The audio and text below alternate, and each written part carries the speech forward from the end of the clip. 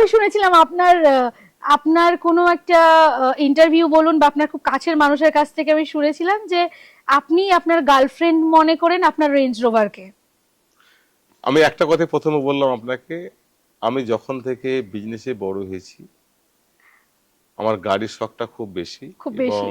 2010 সালে এনএইচ যখন তৈরি হচ্ছিল, এনএইচ 12 তখন 34 ছিল, হুম। তখন আমার ইসলামপুর শিলিগুড়ি যে তখন মিসেস ছেলেমেয়েরা শিলিগুড়ি থাকতো, আচ্ছা। তখন ফরচুনার কিনেছিলাম দিল্লি থেকে নিয়ে এসে, নতুন নিউ ফরচুনার। তখন হুম হুম। ওয়েস্ট বেঙ্গলে কয়েকটা ছিল। গুটি কয়েক ছিল। 2010 সালে, 2010 সালের কথা বলছি, আজ থেকে 15 বছর আগে। হুম ওই ফরচুনাতে অ্যাক্সিডেন্ট করেছিলাম। তারপরে যখন বিধায়ক হলাম হুম। সেদিনই আমার বড় ভাই ল্যান্ড রোভার আমাকে গিফট করেছিলেন।